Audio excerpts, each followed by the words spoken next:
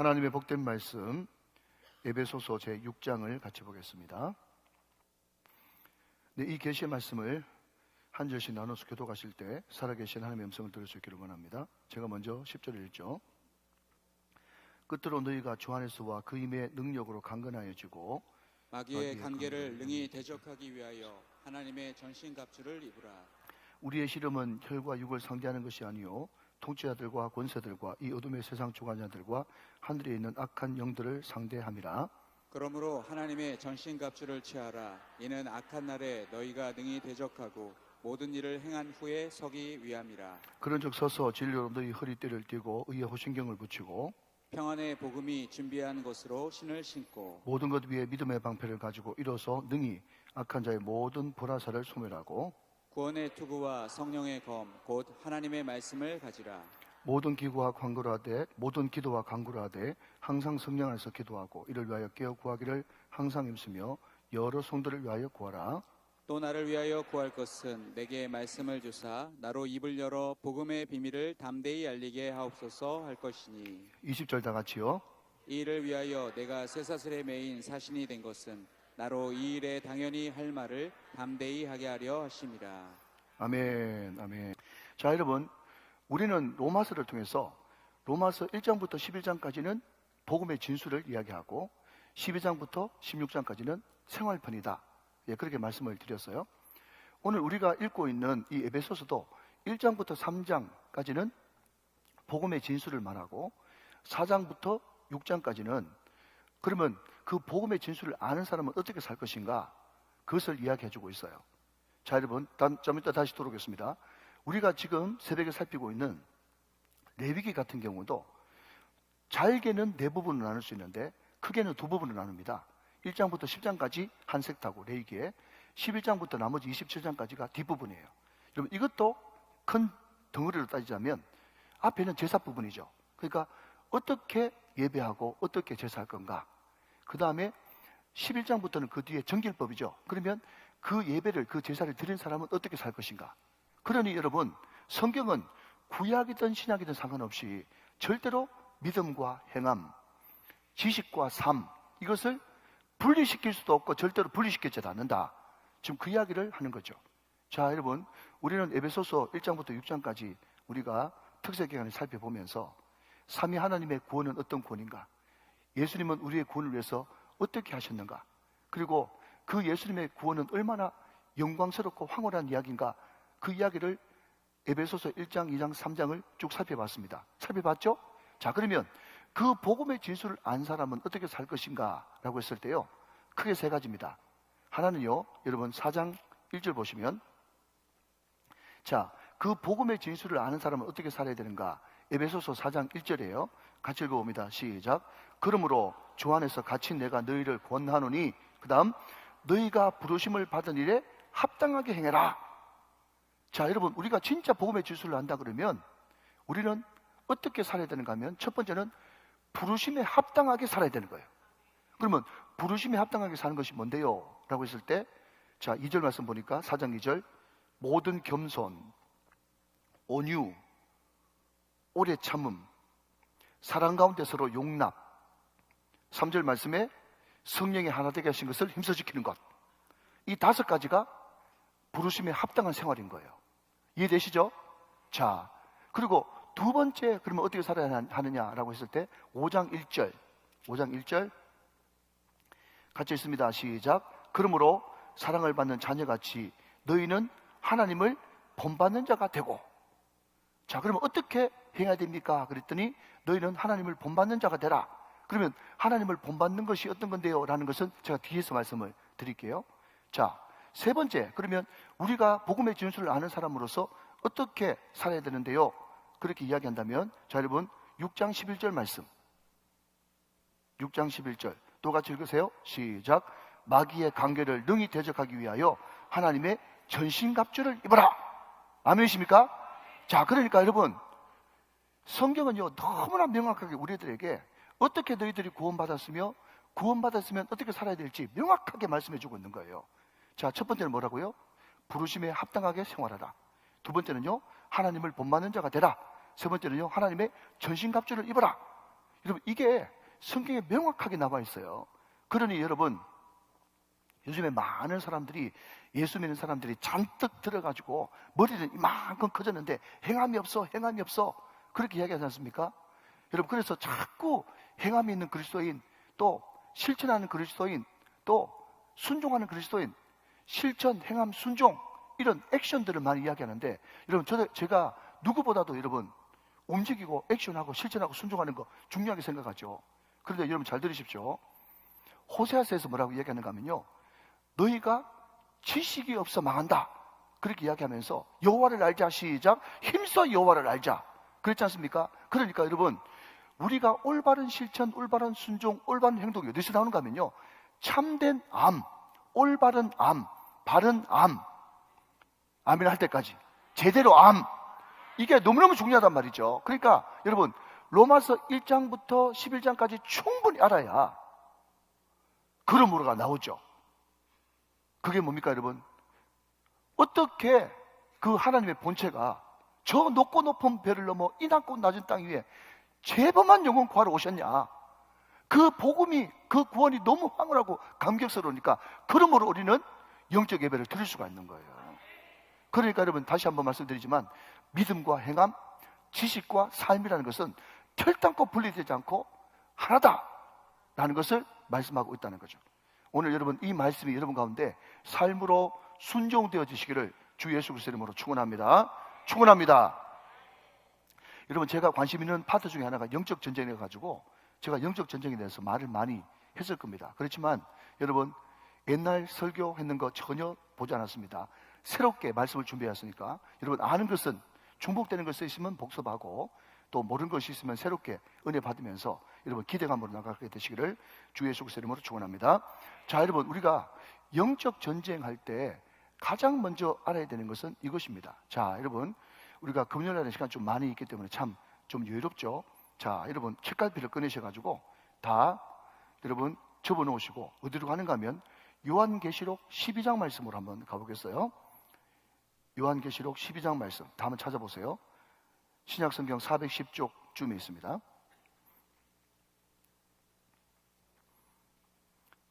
자, 요한계시록 12장 1절부터 4절 말씀까지 우리 한 절씩 나눠서 한번 교독해 보세요. 자, 제가 먼저 1절 읽겠습니다. 요한계시록 12장 1절이에요. 하늘에 큰 이적을 보이니 해를 옷 입은 한 여자가 있는데 그 발 아래에는 달이 있고 그 머리에는 12별의 관을 썼더라. 시작. 이 여자가 아이를 베어 회선하게 되매 아파서 애를 쓰며 부르짖더라. 3절입니다. 하늘에 또 다른 이적을 보이니 보라, 한 큰 붉은 용이 있어 머리가 7이요 뿔이 10이라. 그 여러 머리에 7 왕관이 있는데 4절 시작. 그 꼬리가 하늘의 별 3분의 1을 끌어다가 땅에 던지더라. 용이 해산하려던 여자 앞에서 그가 해산하면 그 아이를 삼키고자 하더니. 자, 여러분 9절 넘어가서 9절 맞을 것입시다. 9절 말씀 요한계시록 12장 9절 시작. 큰 용이 내쫓기니 옛뱀 곧 마귀라고도 하고 사탄이라고도 하며 온 천하를 꿰는 자라. 그가 땅에서 내쫓기니 그의 사자들도 그와 함께 내쫓기니라 그랬습니다. 자, 여러분 저를 보십시오. 제가 설명해 드릴게요. 해를 품은 어떤 한 여인이 말이죠. 자, 이것은 이제 묵시문학의 특징이죠. 그냥 비유로 이렇게 이야기하는 겁니다. 해를 품은 어떤 여인이 이제 임신을 해가지고 산달이 돼가지고 말이죠. 이제 아기를 낳으려고 그러는데 너무너무 고통스러워가지고 막 하면서 이렇게 비명을 지르는 겁니다. 그런데 비명을 지르는데 그 옆에 누가 있는가 하면요, 붉은 용이 있는데 그 붉은 용이 왜 거기 왔냐 하니까 이 여인이 아기를 낳기만 하면 그냥 잡아먹으려고, 삼키려고 그 붉은 용이 왔다는 거예요. 그런데 9절 말씀 보니까 이 용이 누굽니까? 사탄이라고 하고도 하고 마귀라고 하는 옛뱀, 곧 큰 용이란 말이죠. 이 사탄 마귀가 용을 상징한다 하는 것입니다. 자, 여러분 보십시오. 해와 달을 대동하고 품은 한 여인이 해산을 해요. 해산을 하는데 그 애가 낳기만 하면, 그 애가 이 땅에 태어나기만 하면 사단이 잡아먹으려고 지금 옆에서 어르렁거리고 있어요. 그 먹으려고 하는 그 큰 용은 사단 혹은 마귀라고 하는 놈이에요. 자, 여러분, 제 설명이 만약에 부족했으면 부족하다고 생각하시고, 지금 이 여인이 낳으려고 하는 이 아이가 누구겠습니까? 누구처럼 들려요? 근데 여러분, 요한계시록도 그냥 막 읽어 제끼면 무슨 말인지 모르겠는데, 그냥 곱씹어서 읽으면 이게, 뭔지는 모르겠지만 지금 이 여인이 귀한 아이를 낳으려고 하고 있는데, 사단의 옆에서 이 아이를 해치려고 지금 하고 있구나 라는 생각이 들죠. 자, 그러면 여러분, 이 땅에 태어나려고 하는 한 아기가 있었는데, 이 아기가 태어났다는 소식을 듣고 잡아먹으려고 죽이려고 했던 한 사람이 마태복음에, 누가복음에 등장합니다. 그 사람이 누구죠? 헤롯이에요. 헤롯. 그러니까 여러분, 마태복음과 누가복음은 그냥 평이하게 예수님이 이 땅에 태어났는데, 동방박사가 그가 유대인의 왕이라고 하는 바람에 헤롯이 2살 밑으로 아기를 다 죽이고 그 예수도, 그 메시아도 잡아 죽이려고 했다. 그게 지금 이야기인 것이고요. 요한계시록은 이것을 해와 달을 품은 한 여인을 이야기하면서, 이 여인이 지금 애를 낳기만 하면 붉은 용이 잡아먹으려고 했다. 그런데 그 용이 사단 혹은 마귀다. 그렇게 이야기를 하고 있다는 거죠. 자, 그러면 여러분, 이 마태복음, 누가복음에 나오는 이 내용과 요한계시록에 나오는 이 내용을 한번 합쳐봅시다. 자, 여러분, 제가 다 말씀드렸어요. 지금 요한계시록에 한 아기가 낳는데 이 아기를 죽이려고 하는 것은 누구예요? 사탄 혹은 마귀죠. 그죠? 자, 그러면 마태복음에서 메시아 예수님이 이 땅에 태어날 때 이 예수님을 태어났으면 잡아 죽이려고 했던 그 사람은 누구예요? 헤롯이죠. 헤롯. 그러니까 예수를 죽이려고 했던 것은 헤롯이에요? 사탄이에요? 사탄이에요? 헤롯이에요? 둘 다 맞죠? 둘 다 맞는데 결국 여러분, 우리가 이것을 종합하면 어떤 뜻이 되는가 하면요, 헤롯을 이용한 사탄이 메시아가 이 땅에 태어나는 것을 어떻게 하든지 막아보려고 헤롯을 배후에서 이용하고 조종했다, 이렇게 이야기하는 것이 정확한 성경의 관점이 되겠죠. 자, 여러분, 제가 이 말씀을 왜 드리는가 하면요, 우리가 영적 전쟁할 때 반드시 알아야 될 것은 뭔가 하면요, 나의 주적이 도대체 누구냐, 그것을 반드시 알아야 된다고 제가 여러 번 말씀을 드렸던 것 같습니다. 자, 다시 여러분 에베소서 6장으로 넘어가서 에베소서 6장 12절 말씀은 이렇게 이야기하고 있죠. 12절 말씀 봅시다. 우리의 씨름은 혈과 육을 상대하는 것이 아니에요. 자, 여러분 다시 한번, 여기 등장하는 혈과 육은 수건데 뭔가 하면 사람이에요. 사람이에요. 그러니까 우리가 영적 전쟁하면서 저 헤롯 저놈이 저 사단이구나 하면서 헤롯을 어떻게 하든지 죽여버린다. 예를 들면 여러분, 끊임없이 우리나라를 전쟁으로 몰고 가고 동성애를 몰고 가고 또 이단을 조장하고 또 이단을 편들고 이런 사람이, 이런 지도자가 있다고 치십시다. 누구라고 자꾸 상상하지 말고, 그죠? 있다고 치면 만약에 그 사람이 헤롯이라고 쳐요. 그러면 저 동성애를 조정하고 교회를 죽이려고 하고 이단을 용인해주는 저놈의 정치인, 저거 반드시 죽어야 된다 하면서 죽어라 하면서 여러분 그 사람을 끌어내린다고, 여러분 예수를 죽인다고 여러분, 그 전쟁에서 우리가 승리한 것일까요? 아니라는 거예요. 사단은 제2의 제3의 헤롯을 너무너무 준비를 잘 해놔가지고 이 1헤롯 지나가면 2헤롯, 3헤롯 계속 얼마든지 사단은 자기 하수인을, 정사와 권세를 가진, 여러분 푸틴 물러가도 포틴 또 나옵니다. 무슨 말인지 아시겠죠? 그러니까 우리의 싸움은 결단코 사람을 향한 싸움이 아니다. 혈과 육의 싸움이 아니고 천사들과 주관자들과 하늘에 속한 악한 영들, 사탄 마귀와의 우리가 전쟁이다. 이것을 분명히 우리가 알아야 된다 하는 것을 말씀하고 있다 하는 거죠.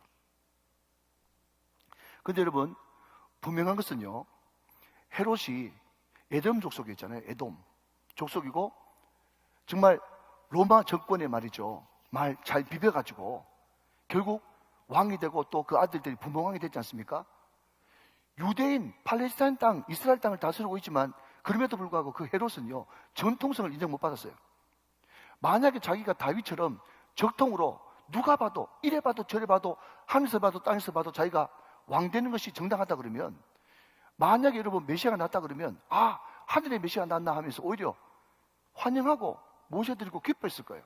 근데 자기가 에돔 족속이고 자기는 돈 가지고 왕이 됐고 아부해가지고 왕이 됐고 적통성이 없다고 생각했기 때문에 내가 지금 유대인의 왕인데 나 말고 또 누가 유대인의 왕이란 말인가 하면서 그 어린 아이를 2살 밑으로, 물론 에레미야서에 이미 예언 다 되어 있는 말씀이지만 2살 밑으로 모든 아이들을 죽이는 그 끔찍한 행동을 하고 말았단 말이죠. 여러분 한번 생각해 보십시오. 이런 질문을 한번 던져보겠습니다. 지금 헤롯이 그 아이들, 무고한 아이들을 싹 다 죽이고 있는데 자기가 그 죽일 때 내가 지금 사단의 하수인으로 지금 내가 조종받고 있구나 생각했겠어요? 아니면 나는 얼마든지 그렇게 할 수 있다, 당연하다, 내가 왕인데 뭐가 문제냐? 전자 후자, 후자죠, 후자. 이게 무서운 거란 말이에요. 여러분, 제가 오래전에 그 김준호 목사님께서 지금으로부터 한 20년 더 됐을 때 그런 말씀을 하셨어요. 이분이 여러분 톡톡 경상도 사투리를 쓰면서 바른말 잘하잖아요. 그런데 김준호 목사님 세대나 또 그 밑에 세대나 또 우리 또래 바로 위에 되는 그분들 가운데는요, 공부를 제대로 못했어요.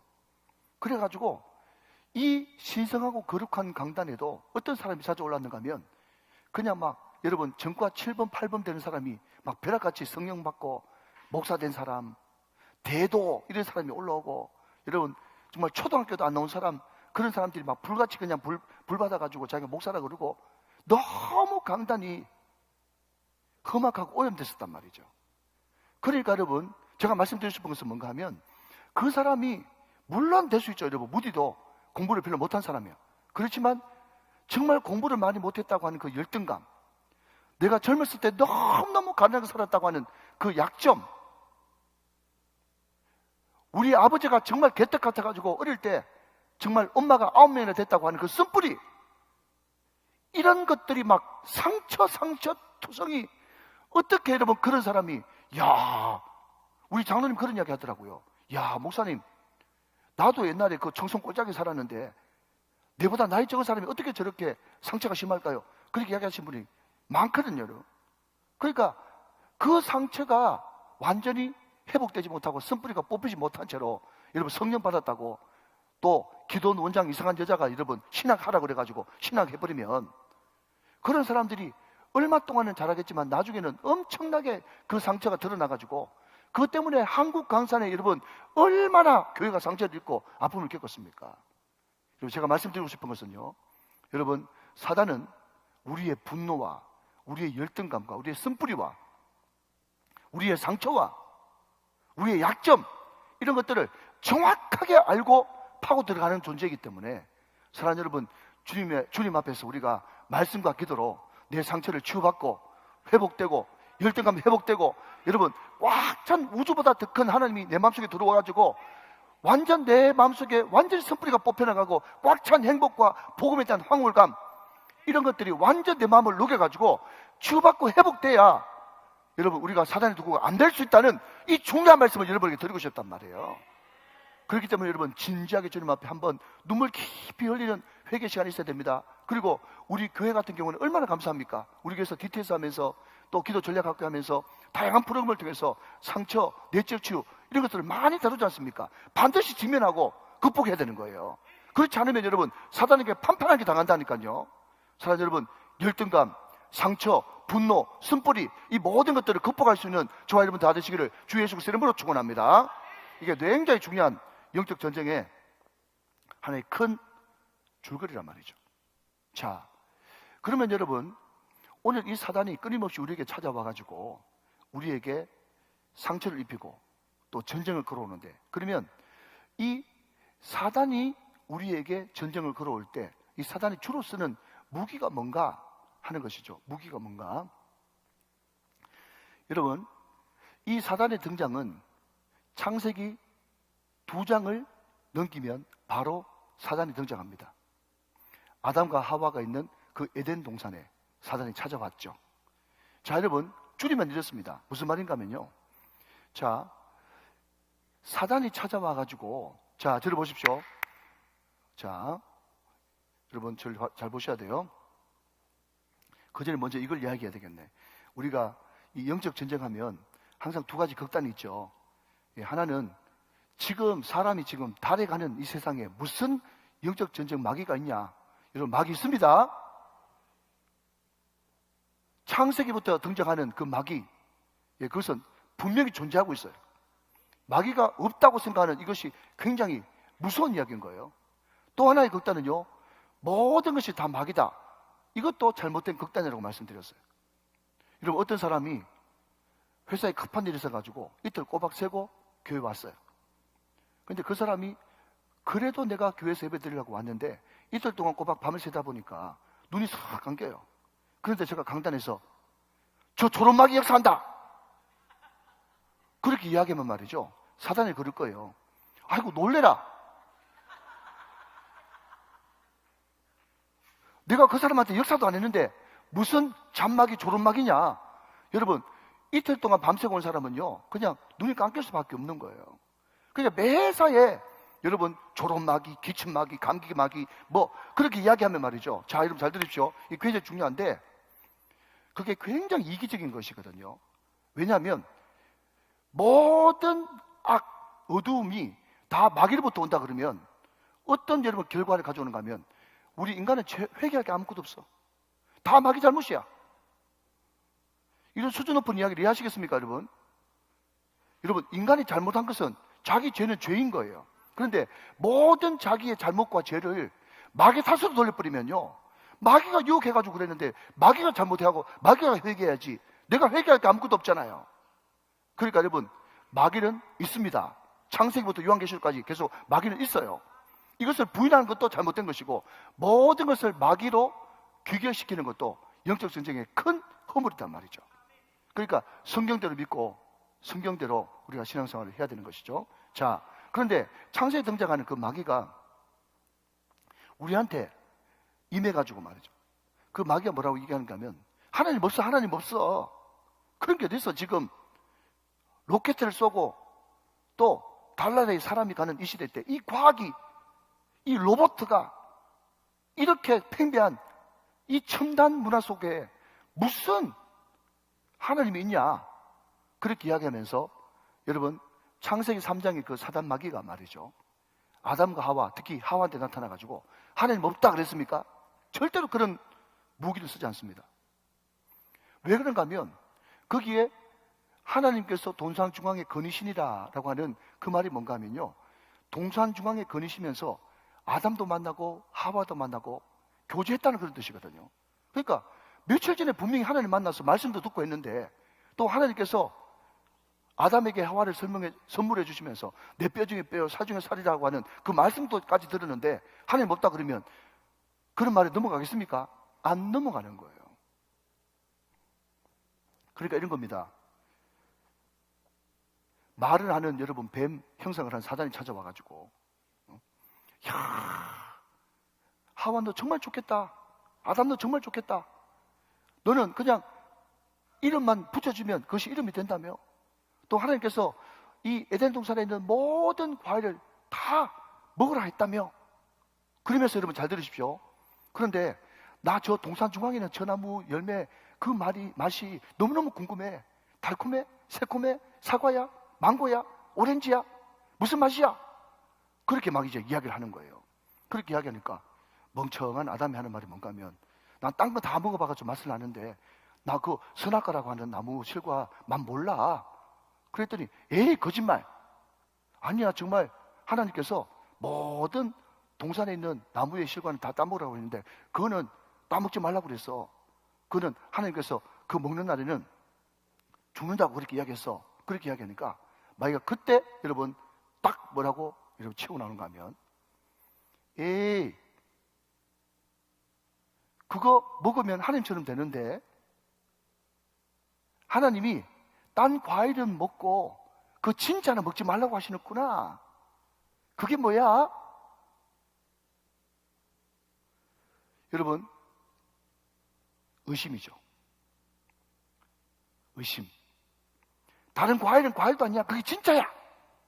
그거 먹어야 네가 행복해지고 하나님처럼 되고, 그게 진짜인데 하나님은 진짜를 못 먹게 하네. 그게 뭐야? 그게 진짜 하나님 사랑하는 거야?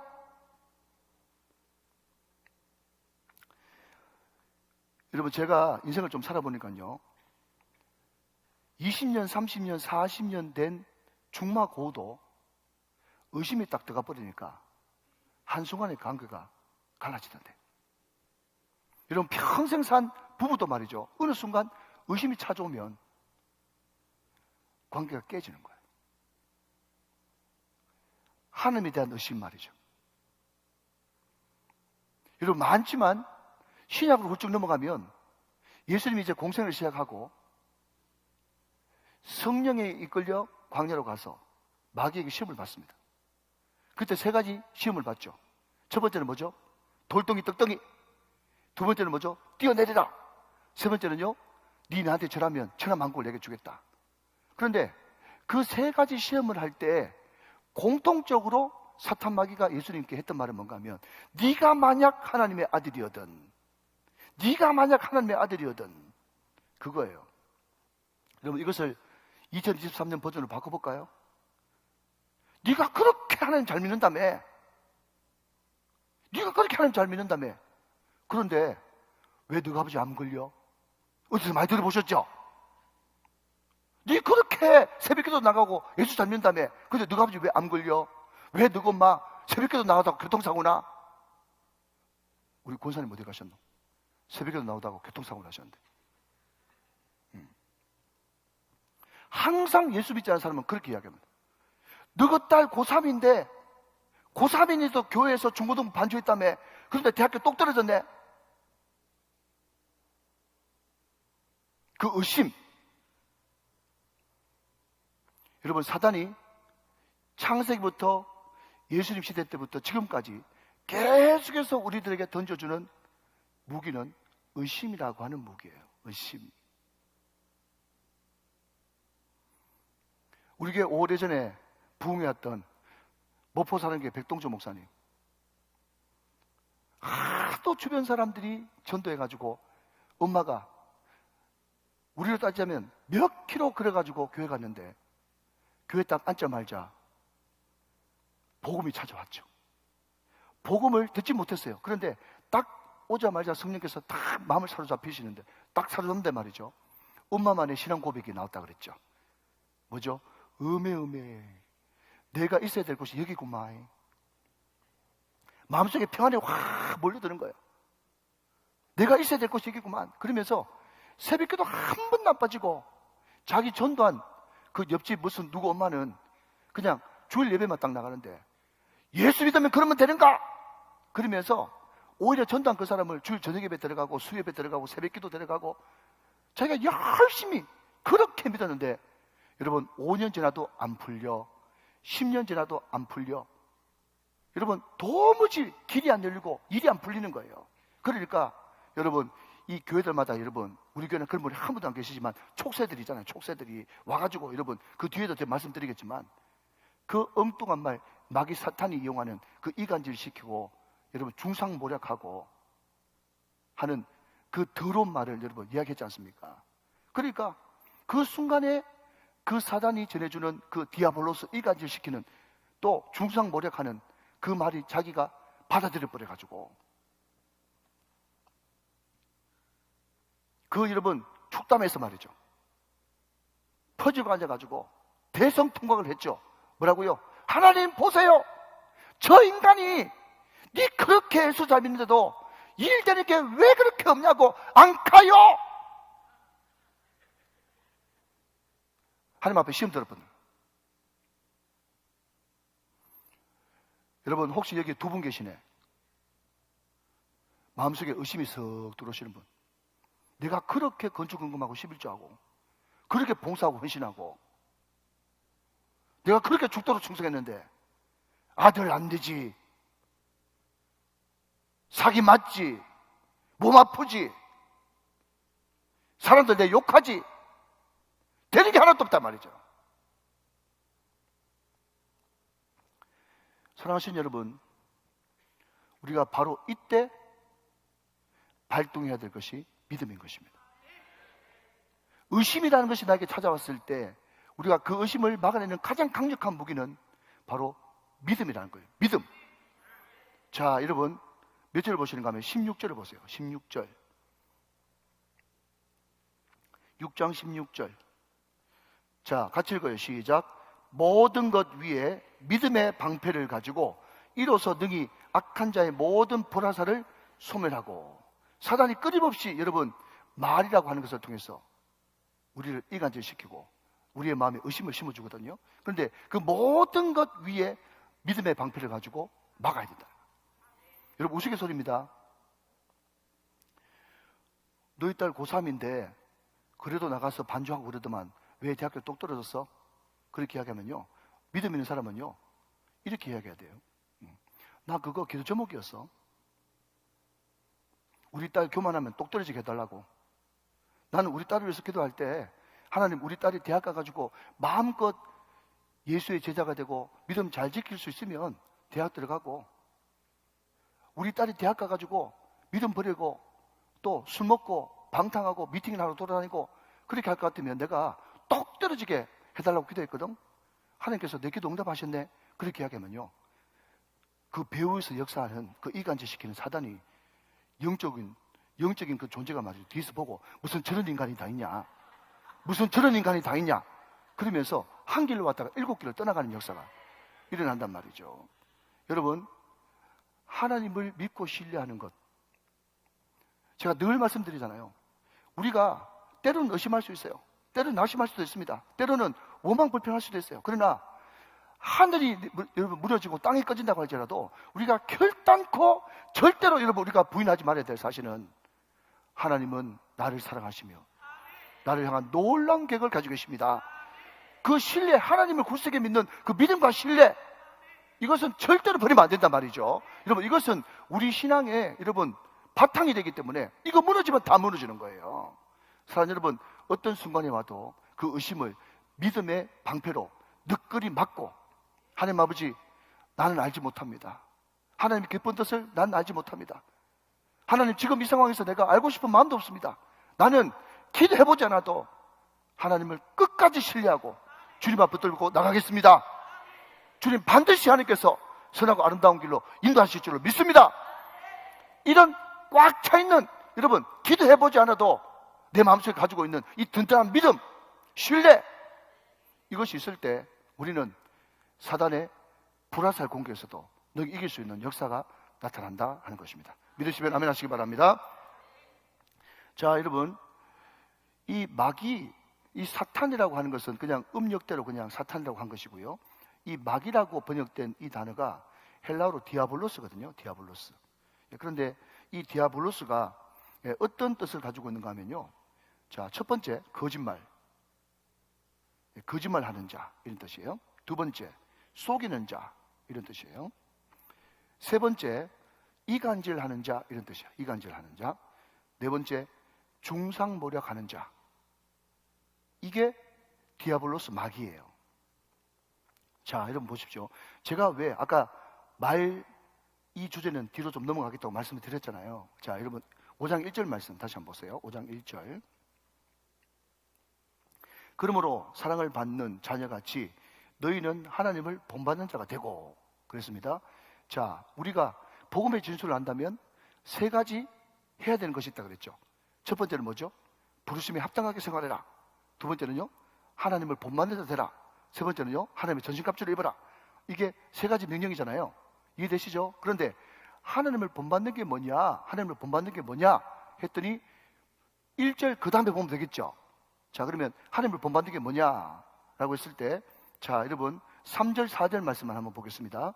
에베소서 5장 3절 4절 말씀을 보겠어요. 자, 봅니다.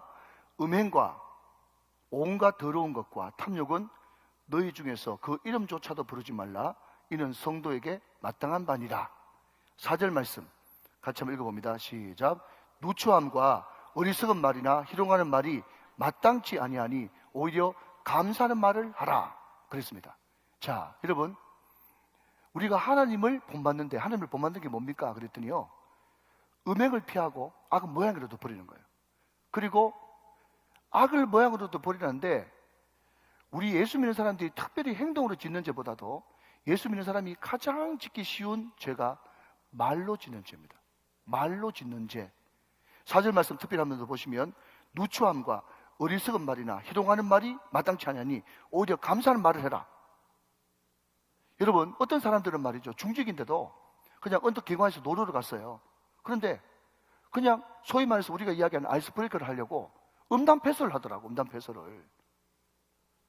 그러니까 벌써 이제 안에 성령이 꽉 차 있는 사람은 그런 이야기가 귀에 굉장히 거스리고 듣기 싫잖아요. 그러면 인상을 팍 쓴다고요. 그러면 이 세상에서 가장 무서운 총이 눈총이라고. 그 눈총을 받은 사람이요, 그냥 쓱 가가지고, 아이고 집사님 뭐 그래 인상 써, 그냥 재밌으라고 웃으라고 하는 이야기지. 여러분, 안 웃으면 좀 어떻습니까? 안 웃으면 어때요? 그거 웃어야 됩니까, 여러분? 그러니까 여러분들이 분위기를 맞춘다고 그런 누추한 말이나 어리석은 말이나 음란하고 더러운 이야기는 아예 입 밖에도 꺼내지 마세요.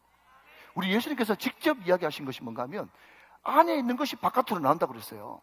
그 사람이 재밌으라고 음담 패설을 한 것이 아니라 안에 더러운 것이 있으니까 생각난 게 음담 패설인 것이에요. 여러분, 각 교회들마다 특히 여러분 신천지라고 하는 이단들이 돌아가지고 교회를 여러분 분열시킬 때 다 무엇으로 분열시키는 겁니까? 말이에요. 말. 그 말 때문에 하나됨이 깨어지는 거예요. 자, 여러분, 에베소서 4장 3절 말씀, 다 아는 말이지만 한번 읽고 갑시다. 에베소서 4장 3절 말씀 같이 읽어요. 시작. 평안의 외는 줄로 성령이 하나 되게 하신 것을 힘써 지키라 그랬습니다.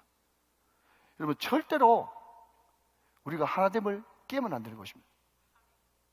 그래서 신천지 이단들이 돌아가지고 말이죠, 괜히 없는 것을 가지고 너 혹시 그거 알아? 목사님?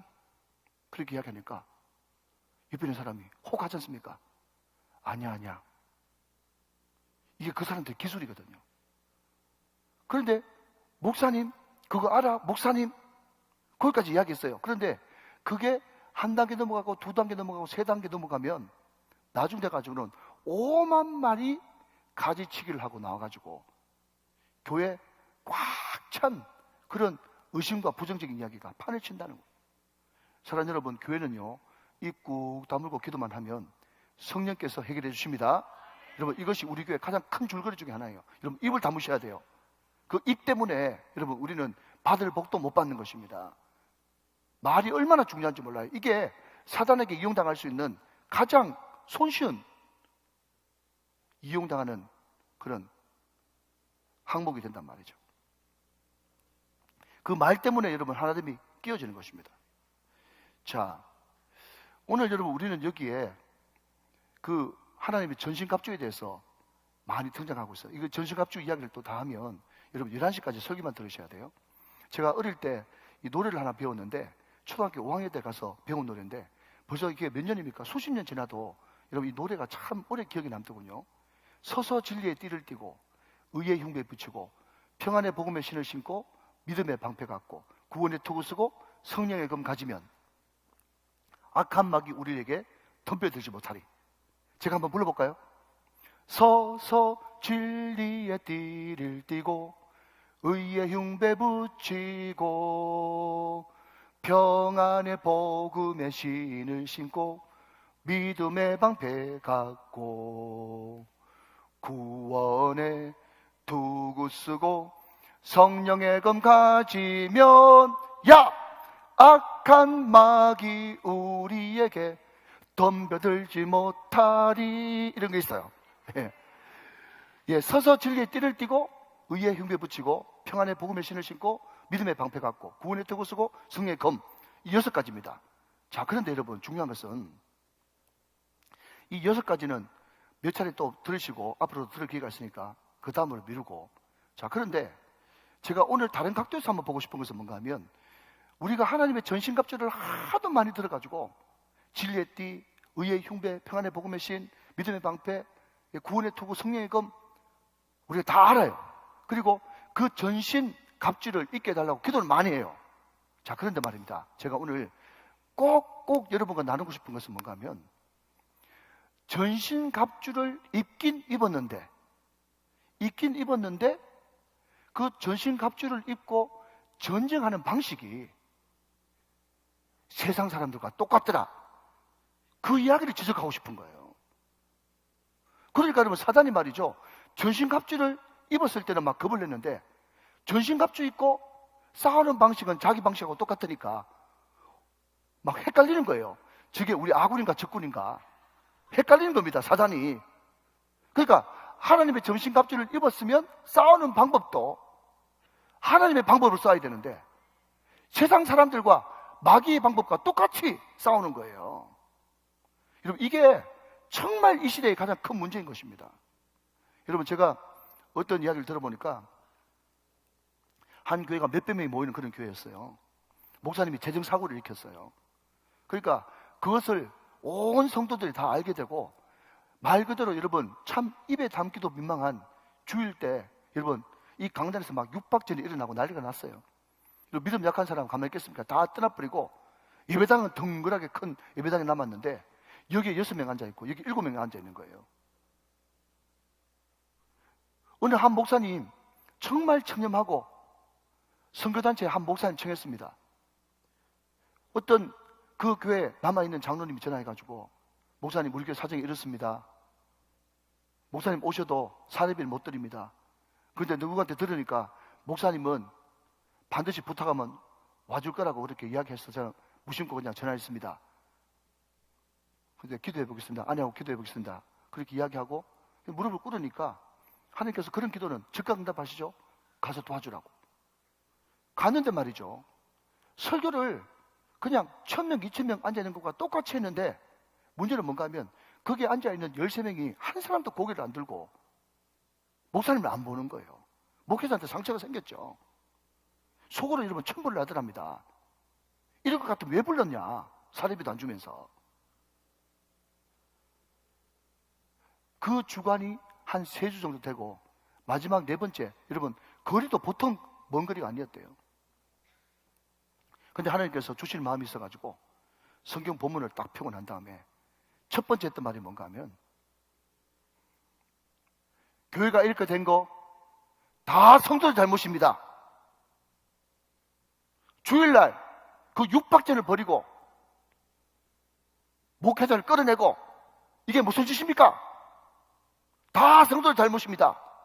그랬더니요, 다 고개 숙이고 있던 성도들이 다 고개를 드는 거예요. 그래서 그분이 하는 말이 뭔가 하면 처음부터 이렇게 설교할 걸 그런 생각을 했답니다. 그러면서 목사님이 정말 목회자에 대한 자세가 잘못됐다, 너희들이 잘못해가 교회를 됐다 하면서 막 책망하는 치유를 하는데 거기에 목사님을 이제 쫓아내는데 가장 주도적인 역할을 했던 분이 뭔가 하면 60대 중반의 특전사 출신인데 막 이북도 막 갔다고 이런 분인데 키가 막 엄청나게 크고 그냥 그분 간증에 의하면 주먹이 목사님 얼굴만 하대요. 근데 그분이 고개를 딱 들고 막 부리부리하게 쳐다보는데 무섭더랍니다. 예?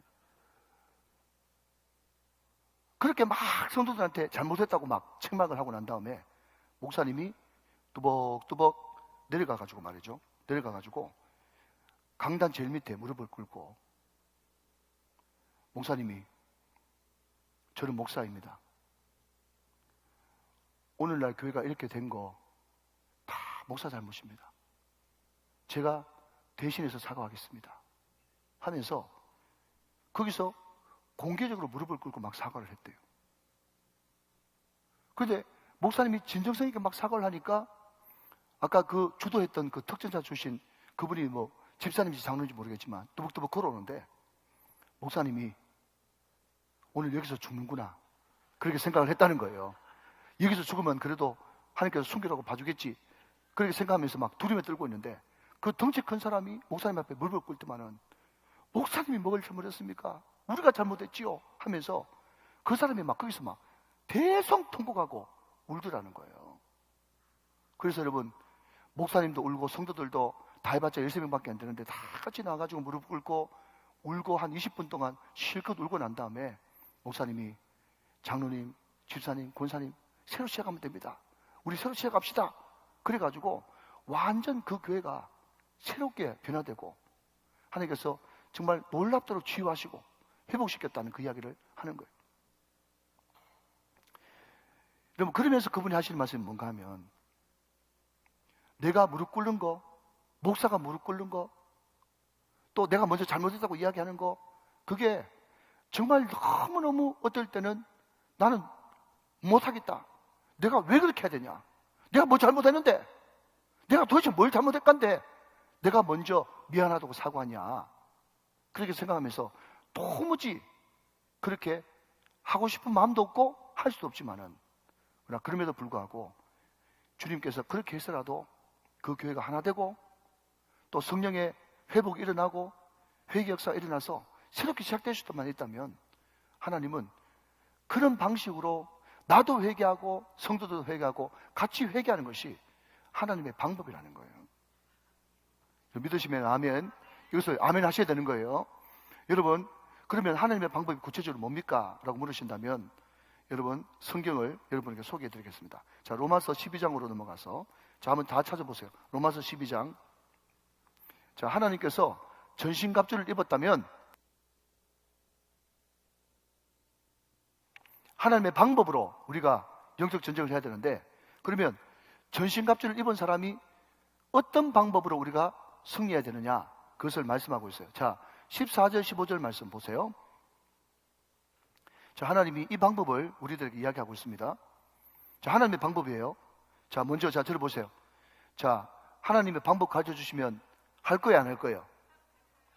하시겠죠? 예, 저도 여러분들 어려워도 합시다. 자, 하나님의 방법이 뭔가 하면요, 기가 막힙니다. 로마서 12장 14절.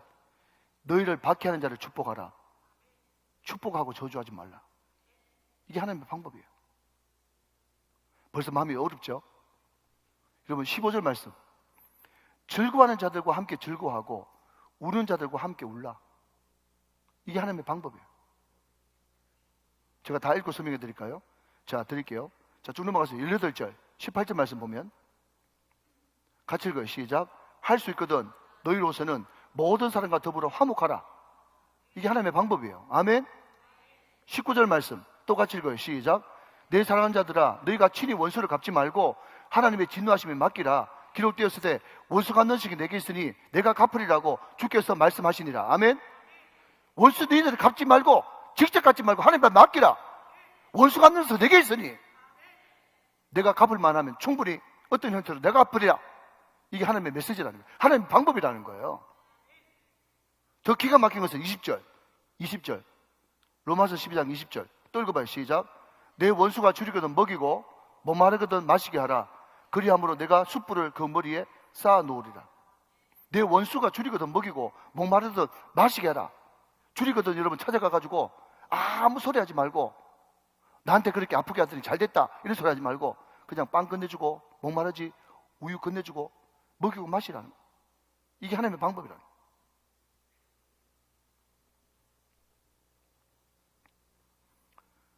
성경이 여러분 쉽지 않고요, 복음의 진수를 아는 것과 삶이 정말 일치되기가 쉽지 않습니다. 그러니까 우리는 자기를 부인하고 주님 앞에 무릎 꿇을 수밖에 없는 거예요. 여러분, 요즘에 흔히 유튜브에 짤이 있지 않습니까? 짤.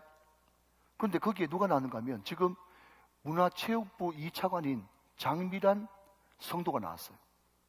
여러분 아시는 대로 장미란 씨가 참 이렇게 우승하고 올림픽 우승하고 무릎 꿇고 기도하던 그 장면 생각나시죠? 예수 잘 믿는 사람인데요.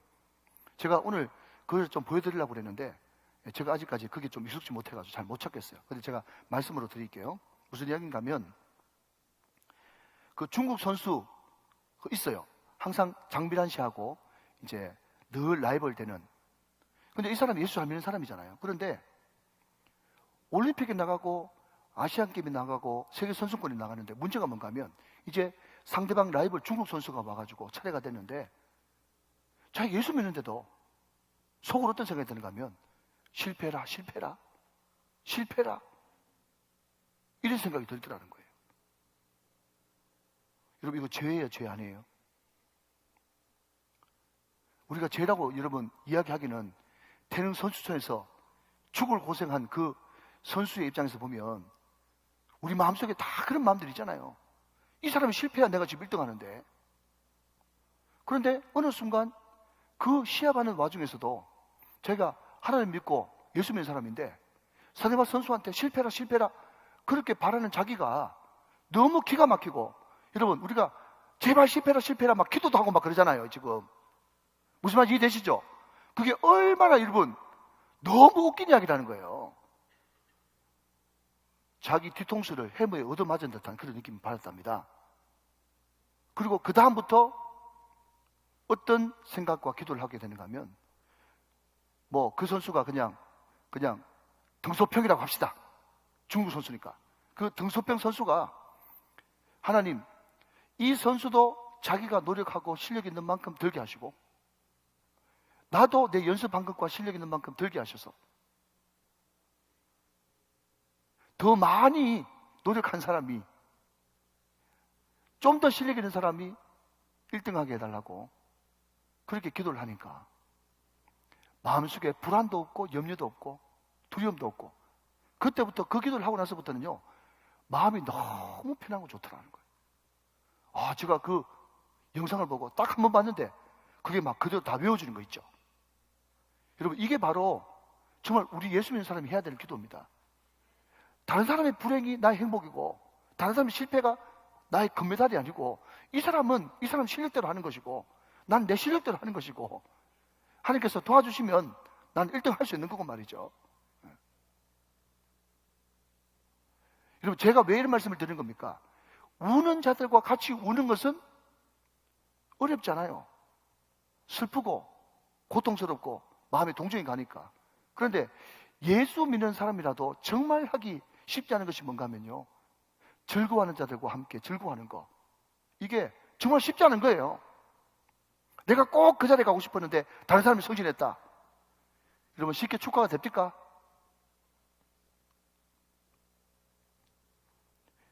내가 정말 노력했는데 나는 안 되는데 그 사람이 먼저 됐다. 같이 즐거워할 수 있습니까? 이게 안 쉽단 말이죠. 그런데 여러분, 우리가 마귀의 공격을 받지 않고 내 마음속에 시기 질투로 가는 그 무서운 사단의 그 공격 무기에 당하지 않으려고 그러면 우리가 하나님의 전신갑주를 입었으면 하나님의 방식대로 전쟁해야 된다는 것을 말씀하고 있다는 거죠. 믿으시면 아멘 하시기 바랍니다. 여러분, 이것이 제가 깨달아서 여러분들과 나누고 있지만 이것이 절대로 쉬운 문제가 아니기 때문에 여러분 같이 기도합시다. 하나님, 하나님의 전신갑주를 입고 싸우는 것은 사탄 마귀 싸우는 듯이 하지 않도록 도와주시고, 하나님의 전신갑주를 입었으면 하나님의 방식대로 싸울 수 있는 믿음을 허락하여 주옵소서. 이것이 얼마나 우리가 기도해야 될 것입니까? 자, 그런데 이제 말씀을 마무리하면서요, 자, 그러면 여러분, 우리가 많은 것을 우리가 이제 오늘 말씀 들었어요. 그죠? 뭡니까? 우리의 주적은 사탄 마귀 귀신이다. 그죠? 우리는 마귀가 없다 해서도 안 되고 또 마귀에 너무 집착하면 안 된다. 우리 가운데 마귀는 의심을 준다. 또 말을 통해서 역사한다. 또 하나님의 전신갑주를 입어야 된다. 말을 들었는데, 자, 그런데 그러면 이 하나님의 전신갑주를 입고 하나님의 방식대로 살아가려고 하는 이것을 누구에게부터 먼저 해야 되느냐, 그 말씀을 하고 말씀을 마치도록 하죠. 자, 다시 본문으로 넘어갔습니다. 에베소서 6장 보세요. 자, 한 번 더 합시다. 자, 여러분, 성경을 읽을 때는 요절로만 읽지 말고 시작, 문맥으로 읽어라 그랬지 않습니까? 자, 하나님의 전신갑주, 영적 전쟁의 승리예요. 그런데 이 영적 전쟁의 승리를 어디서부터 해야 되느냐? 자, 여러분 5장 22절 보세요. 자, 볼펜 드시고 자, 밑줄 그으세요. 아내들이여, 밑줄 긋고요. 아내들이여. 자, 25절 넘어갔어요. 자, 남편들아, 밑줄 긋고 5장 25절. 남편들아, 밑줄 그으셨어요? 자, 6장으로 넘어갔어요. 자녀들아, 밑줄 긋고요. 에베소서 6장 1절. 자녀들아, 밑줄 긋고요. 하셨나요? 자, 4절 넘어갔어요. 아비들아, 밑줄 긋고요. 아비들아. 자, 5절 넘어갔어요. 종들아, 밑줄 긋고요. 자, 9절 넘어갔어요. 9절 상전들아, 밑줄 긋고요. 자, 여러분 이제 보십시오. 자, 영적 전쟁의 승리와 하나님의 방식대로 영적 전쟁하는 것, 이것을 어디서 제일 먼저 구현해야 된다고요? 아내들아, 남편들아, 자녀들아, 아비들아, 종들아, 상전들아, 이것을 두 글자로 바꾸면 일상이라고 바꿀 수가 있어요. 여러분, 우리가 이때까지 계속 에베소서, 레위기, 여러분 두 주 동안 계속 특세하고 말씀을 살펴보면서 일상을 통한 거룩, 그 이야기 했지 않습니까? 일상의 거룩 기억나시죠? 그죠? 먹거리, 출산, 그 모든 것이 다 일상이잖아요. 일상. 그러니까 이 영적 전쟁이, 사랑하는 여러분, 밤 12시에 공동묘지에 사는 게 아니란 말이에요. 밤 12시에 여러분 사탄 마귀도 여러분 공동묘지에 안 옵니다. 거기서 영적 전쟁 하면 안 돼요. 어디서 영적 전쟁 해야 된다고요? 일상에서 해야 된다면 일상에서 가장 가까운 가정에서부터, 직장에서부터, 일터 삶의 현장에서부터 영적 전쟁에서 승리해야 된단 말이죠. 이게 승리예요. 이게 영적 전쟁터란 말이죠. 전쟁의 여러분 터가, 전쟁터가 공동묘지가 아니에요. 여러분 요즘에는 다 여러분 무슨 말인지 이해되시죠? 예. 귀신이 절대 여러분 소복 입고 머리 풀고 칼 물고 오는 게 귀신 아니에요. 그게. 말씀을 마무리하겠습니다. 제가 지난주에 있을 때 청년부 설교하면서 이 비슷한 설교를 하면서 정말 가장 가까이 있는 사람한테 사랑을 표현하지 않는 것은 진정한 사랑이 아니다. 눈에 보이는 아버지한테도 효도 못하면서 어떻게 눈에 보이지 않는 하나님께 효도할 수 있겠냐, 그 이야기하면서 생활 숙제를 그냥 아버지가 가까이 있든 멀리 있든 시골에 있든 전화 한번 해가지고 아빠 사랑해요, 엄마 사랑해요 이야기 한번 하라고 제가 생활 숙제를 줬어요. 청년이 큰 마음을 먹고 도전을 받았어요. 전화했단 말이죠. 전화를 했는데 마침 아버지가 받았어요. 그때 오래전이라 집에 집 전화가 그때 통용되던 그런 시절이에요. 아버지가 받으니까 아들이 생전 아버지도 자기한테 사랑한단 말 한 적 없고 20몇 년 동안 자기도 태어나가지고 아빠한테 한 번도 사랑한단 말 해본 적이 없어. 입이 안 떨어지는 거야. 아빠, 그랬더니 왜? 그 할 말이 있어서 전화했는데요. 뭔데? 그랬더니 말 한마디 못하는 거야. 그래서 아빠가 하는 말이 뭐 사고 났냐? 이러더래요. 사고 났냐? 그게 아니고요. 아, 그러면 엄마 바꿔달라고. 엄마 바꿔줄게. 아니야 아빠한테 할 말이 있어요. 뭔데? 그랬더니요, 청년이 한참 뜸을 들이다가 아빠 사랑해요 그랬단 말이에요. 너무너무 감격스럽죠. 그랬더니 아빠가 그 말 듣고 뭐라고 하는가 하면 너 술 먹었냐?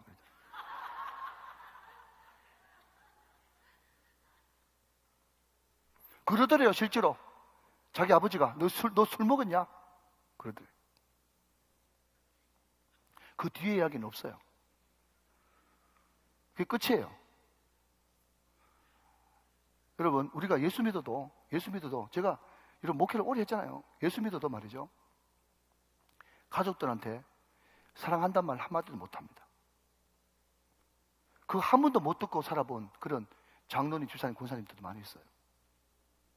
난 이런 말을 자신 있게 할 수 있는 이유는요, 저는요 우리 애들 다 대학생이고 고등학생 가지만요 제가 사랑한다는 말 많이 합니다. 그 아빠의 그 사랑한다고 하는 그 한마디가 우리 아이들을 얼마나 풍부하게 만들고 행복하게 만든다고요. 사랑하는 여러분, 중요한 것은 이런 설교 100번 들어봐도 100번 들어도 그러잖아요. 영적 전쟁 100번 들어도 그것이 아내들아, 남편들아, 아이들아, 부모들아, 종들아, 상전들아, 여기서 일상에서 이것이 실천되어지지 않으면 백날 여러분 또 아는 것이 될 뿐이고 그냥 지식으로 그냥 나하고 전혀 상관없는 공중에 붕 뜨는 말씀이에요. 사랑하는 여러분, 어떻게 하시겠어요? 영적 전쟁을 여러분 삶의 현장, 가정에서부터 일상에서부터 승리하게 되시는 여러분 되시기를 주 예수 그리스도의 이름으로 축원합니다. 축복합니다. 축원합니다.